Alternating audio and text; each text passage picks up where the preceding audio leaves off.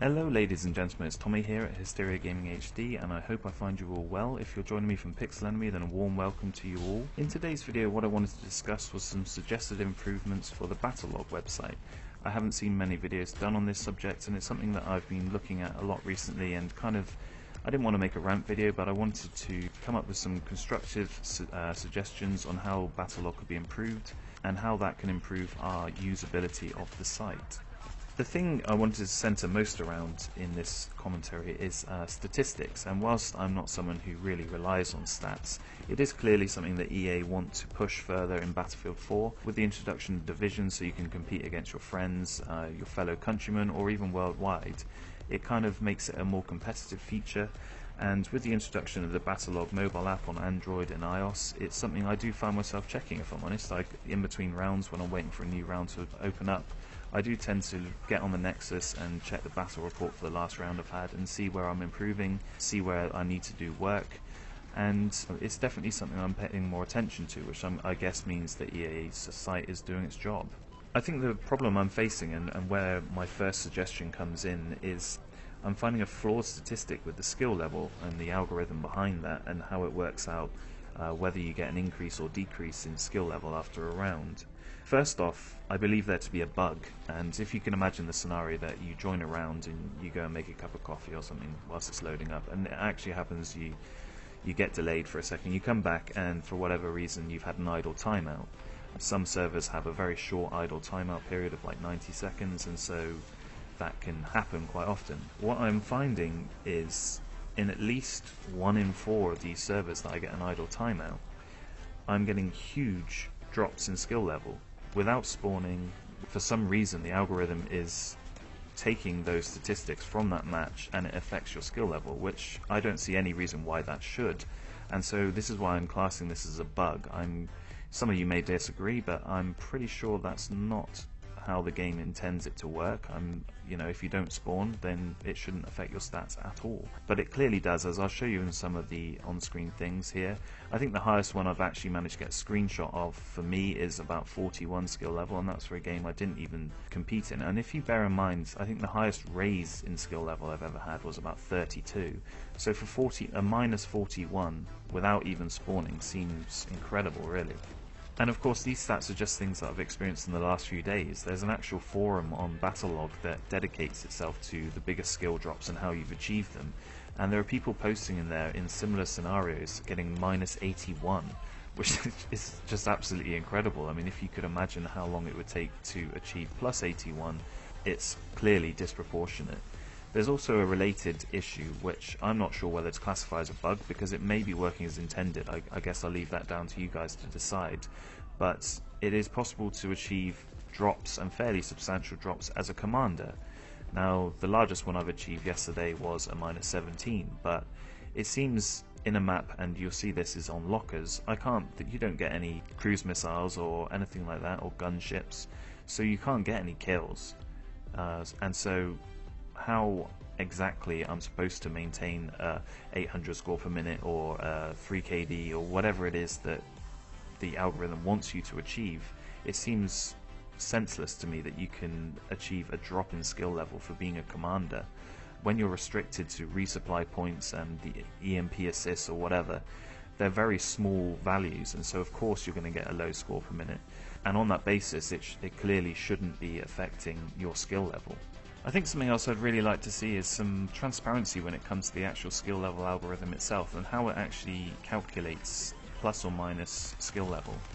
It's something that seems to be getting more complicated as Battlefield progresses, and in the old Bad Company games it was fairly easy to predict where your skill level would be going, and obviously the skill levels were very limited back then, but now with the much higher skill levels available, it seems very difficult to understand how it's compiled, and I'd love to see that cleared up a bit. In absence of formal replies, these things are quite difficult to get an official view on. It seems I've had to undertake sort of various tests playing versus different opponents and tiers and skill levels and stuff, and trying to work out a consistent way that this is going up. But it seems the most consistent way is to get a high reading in KD, score per minute and accuracy together.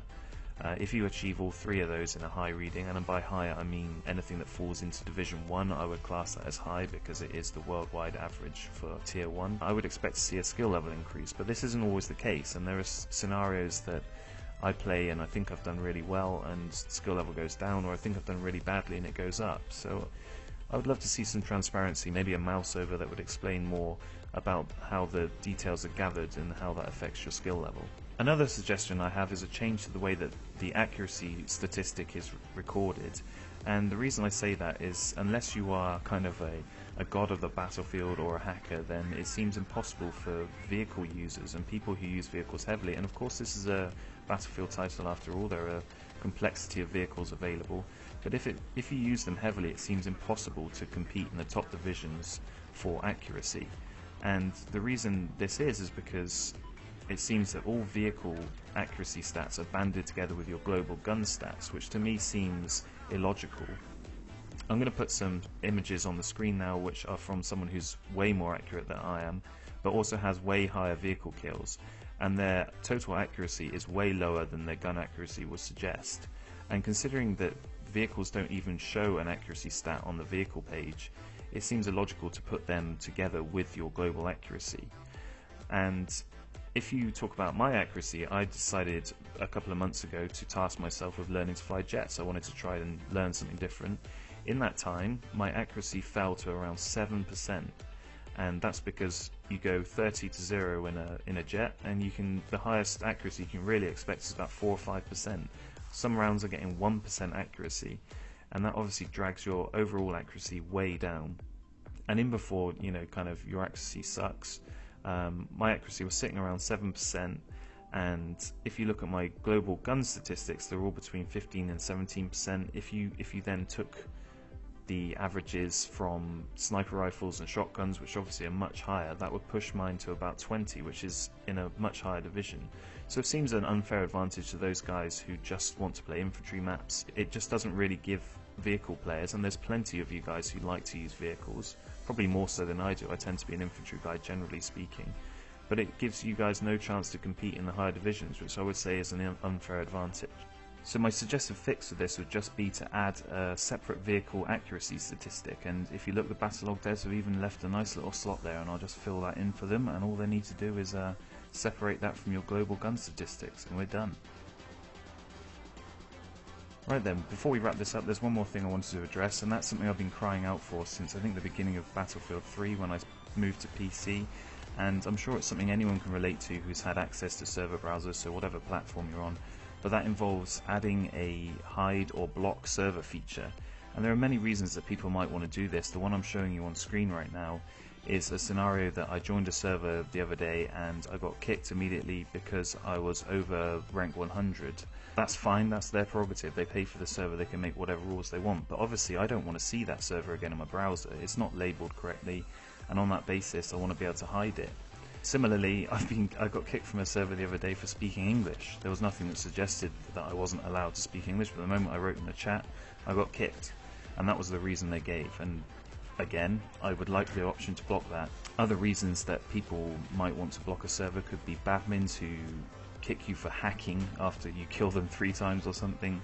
A personal dislike of mine, and that's come in since the new patch, and I'm sure any fellow YouTubers can relate to this one, and it's the whole chat system and the big text that you get, not in the box but across the middle of your screen. And sometimes that can be every time someone joins the server, which obviously happens very frequently, or it could be promoting their YouTube channel, their websites or whatever, and as a YouTuber I just can't have that stuff in my clips. You can imagine montage shots and nice RPG shot or something, and then this giant text comes across in orange letters across the screen. Obviously it's something that we don't want to see, and so I'd like to be able to avoid those servers if possible. But I think above all, the main reason I'd like to be able to block servers are ones where I join and, all this talk about stats and everything, the only one I really care about is win-loss. I like to win games, I don't like to lose. I'm a really bad loser, so anyone who plays objectively like me would hopefully be able to relate to this one. And it's when you join a server, you fight with your squad, you build up a rapport with your squad, and you're kind of taking the objectives, you're winning, you build up a nice healthy lead, and then mid-streak, whilst you're alive, you get auto-balanced onto the enemy team who have like less than 100 tickets left, and you have to absorb the loss.